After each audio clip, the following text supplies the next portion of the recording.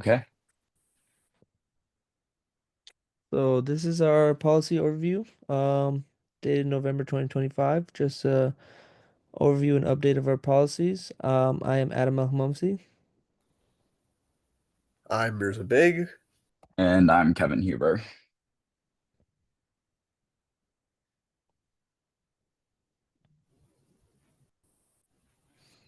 Yeah, here's our table of contents. Uh, so we're going to be covering four policies today. The access policy, which defines the rules of access and conditions. The backup and recovery policy, which defines the requirements for creating, securing, and recovering data backups. We'll also be covering the change management policy, which defines the guidelines for changing organization systems and services. And finally, we'll be concluding with data classification policy, which defines how to classify data based on parameters. So first up on our list here is going to be AMK Bank's access policy. This policy, it pretty much specifies the limitations for employees and vendors, if we have them, in terms of the bank's computer system and the data that they can access. So pretty simple concept.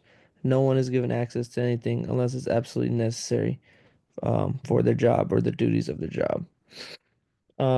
Basically, the policy ensures that each employee's request to access the system must go through an approval process. You need an access request form to get access to anything there, and the request must be confirmed twice. Well, first by your own manager, and then by our information security department. This completely eliminates the possibilities of any unnecessary system access, and it makes sure that our approval process stays fluid all the time. And then once access is given, there's a certain amount of time that access will be given for. We check every quarter and audit all access that we grant. So anybody that doesn't have that has permissions that they shouldn't have, that will be taken away from them at the end of each quarter. And um, yeah, so to sum this policy up, pretty much, um, it's the bank security measure for granting access in an irresponsible manner. That's what we want to stay away from, and then we ensure that access is continuously reviewed, and if necessary, we remove the access without delay.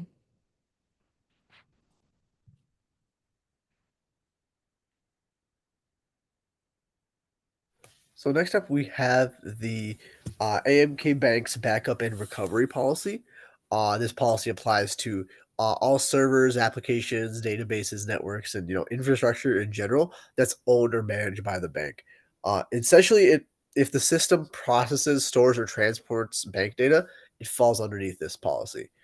Um, from a governance perspective, the IS operations team lead approves all backup and recovery procedures, and this ensures consistency and technical accuracy across the organization. At the same time, the risk management team reviews these procedures to confirm regulatory compliance and alignment with the bank's risk posture.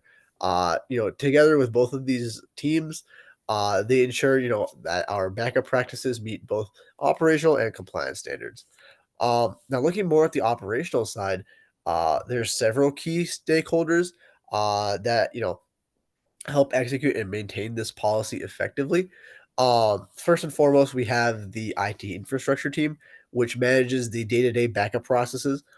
So they'll be doing stuff like performing weekly full backups, daily incremental backups, and ensuring that all backup storage locations remain secure and functional.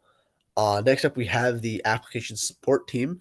This team is responsible for verifying all the business applications and their associated data, uh, and making sure that all that data that is associated with it is included in those backup routines. The database administration team is responsible for the oversight and protection slash recoverability of our critical databases, and they're also responsible for validating that restoration procedures work as intended. We also have the business continuity planning team. and they ensure that backup and recovery activities align with our broader disaster recovery strategies. And they're also responsible for supporting quick restoration during major disruptions as well. All these efforts are mainly guided by specific regulatory requirements as well. First and foremost, we have the ISO 27001, and this is like a regulation that sets the foundation for secure operational procedures, including structured backup and recovery processes. The ISO 27001 compliance controls, the compliance report, further outlines the standards for data protection, restoration training, and operational continuity as well. The GDPR Article 32 requires us to maintain confidentiality, integrity, and availability of personal data, making sure that all the data is secure, encrypted, and essential reliable backups are made as well. And as for local banking requirements, they mandate that we have strong data retention practices and disaster recovery readiness, ensuring that financial institutions such as ourselves can restore any critical services without delay. Together, again, the scope of the stakeholders, these regulations ensure that AMK Bank's data remains protected, resilient, and recoverable under any circumstance. All right, so our change management policy, this is our policy that highlights the process for changing organizational systems and services. The scope of this policy extends to all departments, employees, and third-party vendors of AMK Bank, and it applies to all servers, applications, databases, networks, and infrastructure that is owned or managed. With that, a change in management can be proposed through the official change management request form. After submitting your request, it will be reviewed by the Change Advisory Board, or CAB for short. If the form is approved, then the CAB members will determine the approach and testing environment, change, backout, and recovery options, ensuring that we follow our recovery and backup policy. For emergency situations, our IT duty manager can authorize changes, a part of those board members.